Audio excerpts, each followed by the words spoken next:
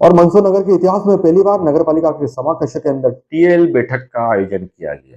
TL बैठक यानी कि टाइम लिमिट बैठक आमतौर पर कलेक्टर कार्यालय में ही आयोजित की जाती है, मगर इस बार मुद्दा कुछ अलग था। पिछले दिनों मंदसौर हलचल के अंदर शहरी क्षेत्र की एक टंकी की दुर्दशा की खबर व्यापक तौर पर प्रसारित की गई थी, जिसमें बताया गया था कि टंकी पूरी तरह से जर्जर हो चुकी है और इसके अंदर की छत और तला पूरी तरह से खराब हो चुका है और इसके अंदर कई जानवर मर चुके हैं। वही पानी सप्लाई कर दिया गया है। इतना ही नहीं, टंकी की हालत ऐसी थी कि नीचे पशुओं को बांधा जाता है और उनकी गंदगी टंकी के आसपास फैली हुई पड़ी है। इस खबर के प्रसारण के बाद नगर में जहां हलचल मची, वहीं प्रशासनिक अमला भी हलचल में आया। सूत्रों की माने तो टीएल बैठक के अंदर कुल मिला के मुद्दा इसी बात का छाया रहा कि नगर के अंदर किस तरीके से पेयजल वितरण हो रहा है। यहाँ पर बताना भी जरूरी है कि पिछले दिनों इंदौर में दूषित पेयजल वितरण के बाद में पूरे देश में इस बात को लेकर चर्चा है, व्यापक विरोध प्रदर्शन भी हो रहा है। इस बात को लेकर पूरा प्रदेश अलर्ट मोड पर है। सभी नगर निगमों और परिषदों को चेतावनी दी जा चुकी है कि अपने अपने शहर में पेयजल वितरण की समीक्षा कर लें और जहां कहीं भी गंदा पानी उसके अंदर मिल रहा है या कहीं दूषित पानी सप्लाई हो रहा है, उसे तत्काल बंद किया जाए और साफ और स्वच्छ जल वितरण किया जाए। और इसी तारतम्य में जब हमने मंदसौर की शहर क्षेत्र की इस टंकी की दुर्दशा की बात आपके सामने रखी, तो फिर उसका असर तो होना ही था। कवि दुष्यंत की एक कविता की 4 लाइनें हैं कि आसमान में सुराख हो तो सकता है, एक पत्थर तो तबीयत से उछाल कर देखो। हमने पत्थर की जगह खबर का इस्तेमाल किया। इस खबर को हमने आप तक पहुंचाया क्योंकि आपकी जिंदगी हमारे लिए महत्वपूर्ण है। नगर के अंदर कई स्थानों पर आज भी पुरानी पेयजल पाइपलाइन बिछी पड़ी है, जिनके ऊपर से सीवरेज की पाइपलाइनें भी बिछी हैं। कई जगह नालियां भी बन चुकी हैं। ऐसे में उम्मीद की जा सकती है कि कुछ जगह तो ऐसी होंगी जहां पर सीवरेज का गंदा पानी पेयजल के अंदर मिलकर लोगों के घरों तक पहुंच रहा होगा और जिसे हम पी भी रहे होंगे। हमारा मकसद यही था कि हम नगर के अंदर एक बेहतरीन जल प्रणाली सुनिश्चित कर सके, जहां पर हर लोगों को स्वच्छ और साफ पानी मिल सके। उसके लिए नगर पालिका अमले को सचेत करना जरूरी था। हालांकि इस बात को लेकर पिछले दिनों नगर पालिका अध्यक्ष ने भी एक बैठक लेकर इस बारे में समीक्षा की थी कि नगर के अंदर जहां जहां पुरानी पेयजल पाइपलाइनें बिछी हैं, उनका निरीक्षण किया जाए। जहां जहां पाइप लाइनों के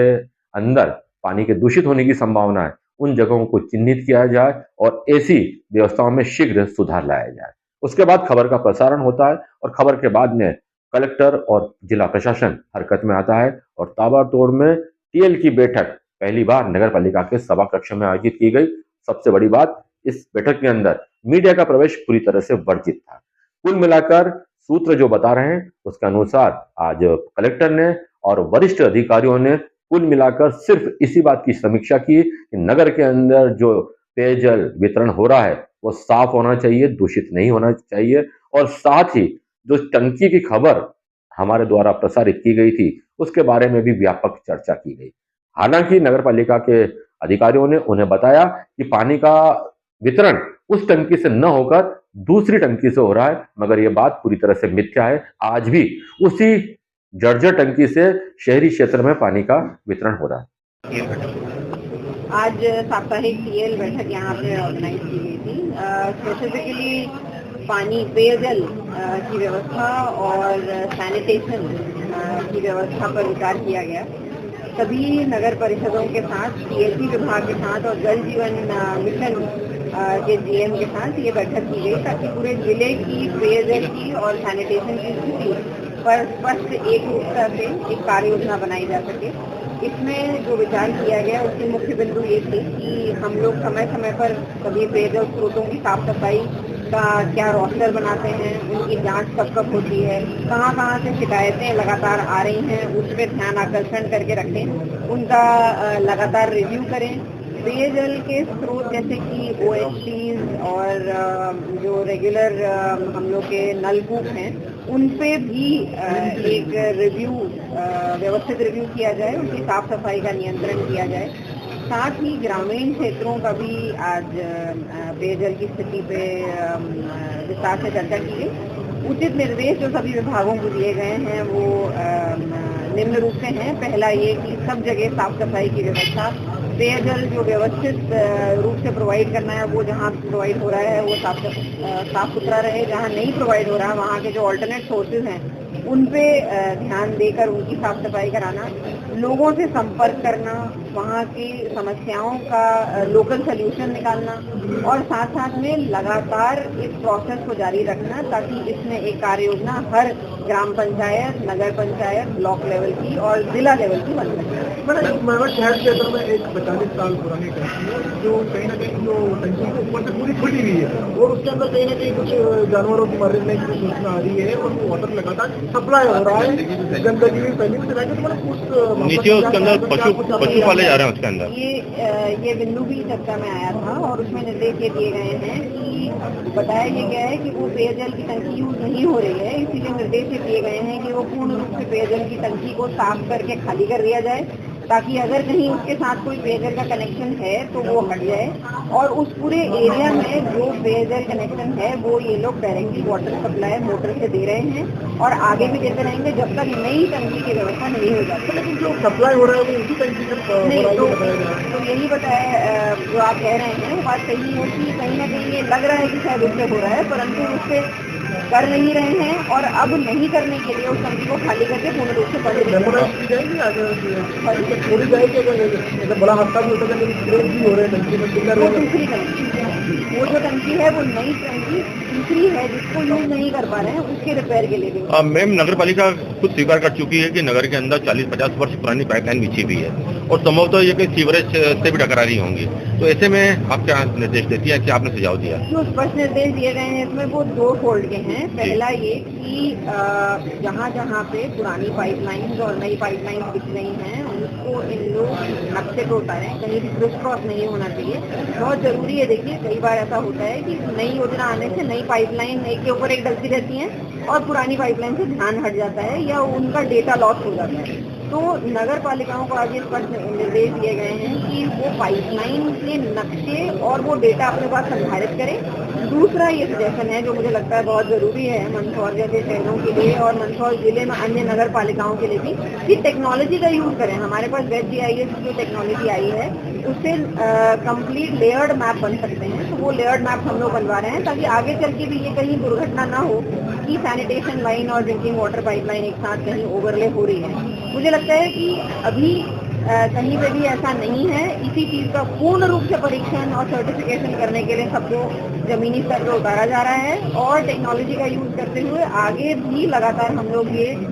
मॉनिटर करेंगे और ऐसी कोई समस्या ना उत्पन्न हो ये अवॉइड करवाएंगे। अभी तक जो पेयजल वितरण हो रहा है नगर के अंदर संतोषजनक है?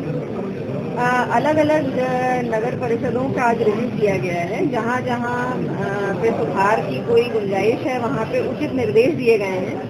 पर मेरा ऐसा मानना है कि नगर पालिका क्षेत्र में पानी पीने की अवेलेबिलिटी मतलब पानी सप्लाई के साथ साथ जो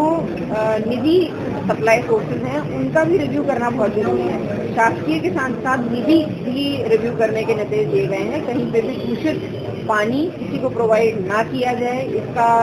इसका हम लोग एक कार्य योजना इसकी बना रहे हैं और एक क्लियर टाइमलाइन में इनको काम करने के लिए भी कहा गया है। आज इंजीनियर्स भी यहाँ पे उपस्थित थे, तो जो आज की साप्ताहिक TL रखी गई उसका मुख्य रूप से उद्देश्य ये था कि जमीनी स्तर तक जो हम लोग के निर्देश हैं वो पर्कुलेट हो जाएं, वो नीचे तक सारे सभी लोगों को एक समान इंस्ट्रक्शन जारी किए जा सके। Thank you. और कलेक्टर की इस मीडिया के बाइट में हमने जल कार्य सभापति नीलेश जैन से भी बाइट लेने की कोशिश की, मगर उन्होंने यह कहकर टाल दिया कि वह मीटिंग में लेट पहुंचे हैं, उन्हें जानकारी नहीं है, वो पूरी जानकारी लेने के बाद ही मीडिया में अपनी कोई बाइट देंगे। फिर हमने इस संबंध में नेता प्रतिपक्ष रफत फयामी की भी बाइट ली और उससे जब पूछा कि कलेक्टर महोदय के द्वारा यह बताया गया है या जो उन्हें जानकारी दी गई है कि इस टंकी से पानी का वितरण नहीं होकर किसी दूसरी टंकी से पानी का वितरण हो रहा है, तो उन्होंने इस बात को पूरी तरह से नकारते हुए कहा कि आज भी मैं दावा करती हूं कि पानी का वितरण इसी टंकी से हो रहा है और इसी गंदे पानी का वितरण पूरे क्षेत्र में हो रहा है। उन्होंने कहा कि पिछले दिनों मैंने खुद अपने कार्यालय पर गंदे पानी की बोतलों के सामने मीडिया के सामने रखकर बताया था कि किस तरीके से क्षेत्र के अंदर गंदा पानी का वितरण हो रहा है, वो इसी टंकी के माध्यम से हो रहा है। तो कुल मिलाकर लबबलुआब अब यही है, कलेक्टर ने जो मीडिया के सामने बात कही कि इस टंकी से पानी का वितरण न होकर किसी दूसरी पानी की टंकी से वितरण हो रहा है, वो बात पूरी तरह से गलत है, या फिर उन्हें गलत जानकारी देकर यह बात बोलने के लिए कहा गया।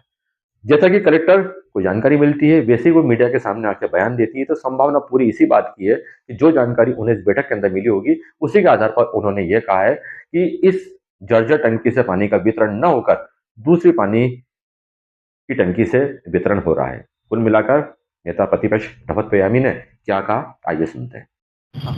आज कलेक्टर ने नगर पालिका के अंदर एक बैठक आहूत की है, जिसमें नगर के अंदर जल प्रदाय की स्थिति का उन्होंने समीक्षा की है। बात चल रही क्योंकि शहर क्षेत्र की पानी की टंकी की, जिस पर आपने गंभीर आरोप लगाए थे कि उसके अंदर जानवर मरते हैं और वो पानी सप्लाई हो जाता है। क्या कहेंगे आप जो आज बैठक के बारे में? सबसे पहले तो मैं आपके इस चैनल को और आपकी पत्रकारिता को धन्यवाद देना चाहूंगी कि शहर का एक ज्वलंत मुद्दा है, जिसमें आपने बहुत प्राथमिकता से इस बात को उठाया है कि शहर क्षेत्र की जो टंकी है, उस टंकी में बिना छत के 25,000 लोगों को पानी का सप्लाई दिया जा रहा था और उसके एवज में आज पहली बार ऐसा हुआ है। मैं भी इतने लंबे समय से नगर पालिका में पार्षद हूँ, आज पहली बार ऐसा हुआ है कि माननीय कलेक्टर महोदय ने यहाँ टीएल बैठक ली है और टीएल बैठक के नाम पर उस शहर क्षेत्र की पानी का मुद्दा ही सबसे प्रमुख रहा है।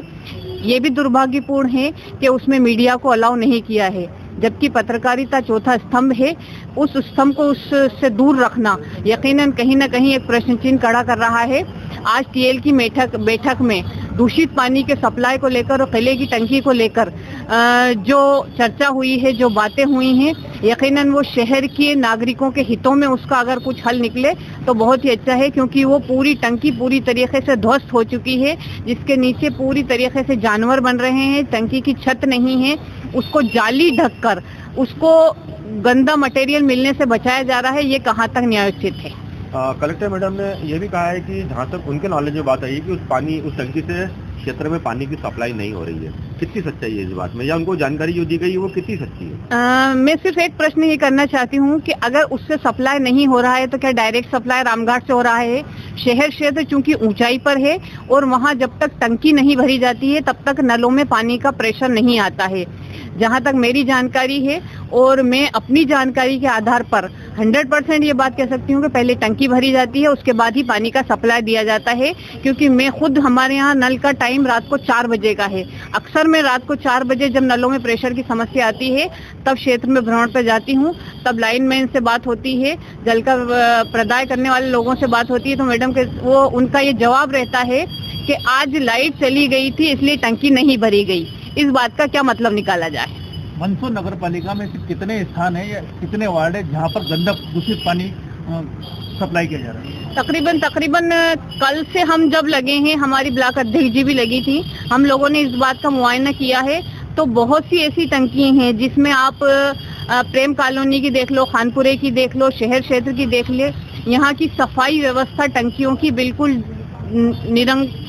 निरंक हो चुकी है पूरी तरीके से, और वहाँ गंदे सप्लाई की पूरी 101% संभावनाएं प्रबल है। आज आपको लगता है कि कलेक्टर ने यहाँ पर बैठक ली है, उसके बाद में नगर में पेयजल वितरण की व्यवस्था सुधरेंगी, गंदा पानी की टंकियाँ जो उनमें कुछ सुधार आएगा? हम वाकई उम्मीद करते हैं कि जिस तरीके से इंदौर की मौतें हुई हैं दूषित पानी को लेकर, इस तरीके से मंदसौर नगर पालिका में कानों पे कोई जूर होंगे जो, और ये जल प्रदाय जो है इसको सुव्यवस्थित किया जाए। लेकिन जहां तक मैं समझती हूँ कि 45 साल से भारतीय जनता पार्टी की जो नगर पालिका है वो इतनी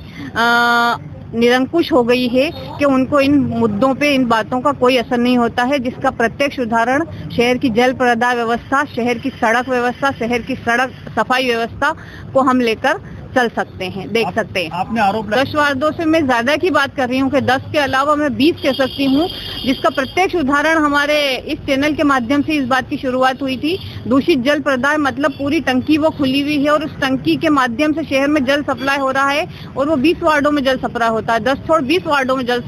दूषित पानी लोगों को पिलाया जा रहा है। मैडम